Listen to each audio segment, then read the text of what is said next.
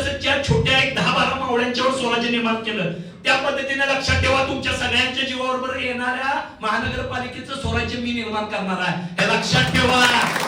तुमच्या सगळ्यांच्या जीवावर मी करणार आहे. त्यामुळे गाफील राहता कामा नाही. जो निर्णय होईल परवा दिवशी, उद्याचा दिवस, उद्या अनेकदा सांगतोय, प्रत्येकानं आपल्या कुटुंबावर वेळ द्या. परवा दिवशी बसणं मी चालणार, मी चालायला कमी पडत नाही, मी कामाला कमी पडत नाही. त्यामुळे तुम्ही पण कुठे कमी पडता कामा नये. परवा दिवशी निर्णय होईल, 2 दिवसात जो निर्णय होणार उद्याचा परवा दिवशीचा घ्या. एखादा नेता वेळाने येणार, त्यामुळे थोडस निर्णयाला वेळ होईल. म्हणजे आज लक्षात ठेवा, बुधवार आहे, गुरुवार, शुक्रवार, शनिवारपर्यंत आपला निर्णय होणार. शनिवार नंतर प्रत्येकानं आपलं कुटुंब सोडून, रिंकू देसाई माझा कुटुंब आहे, रिंकू देसाई म्हणजे मी आहे, रिंकू देसाई म्हणजेच मी सगळं आहे, माझ्यात जे आहे ते सगळं रिंकू देसाई आहे, त्या पद्धतीनं प्रत्येकानं राबलं पाहिजे.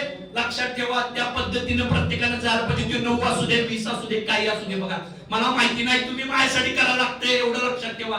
त्या पद्धतीनं आपण सगळ्यांनी जाऊया लक्षात, आणि ह्यावरच ठाम राहूया की येणारा निर्णय जो काय माझा असेल त्याबरोबर तुम्ही सगळे असणार. अनेकदा लास्ट वेळा विचारतो, कारण का लय बोलायला नको, जे काय बोललोय ते तळमळीनं बोललं. लक्षात ठेवा, माझ्यातलं जे आहे ते मी तळमळीनं बोलायला लागलोय आज.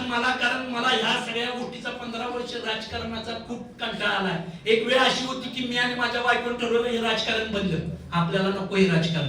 जे काय आहे ते गोरगरिबांसाठी, आमच्यातलं काय असते भले येणाऱ्या ह्याच्यातला चहाचा अर्धा कप का असं गोरगरिबासाठी राजकारण नको.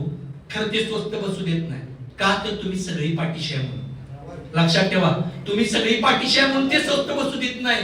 आज मी जे बोलायला ते तळमळीनं बोलायला लागलोय. करायचं खरं, एकदाच करायचं, सुट्टी द्यायची नाही. एकदाच जायचं खरं, असं जायचं, असं जायचं, असं जायचं. समोरच्याला लक्षात ठेवायला पाहिजे की रिंकू देसाई कसा आला महानगरपालिकेत.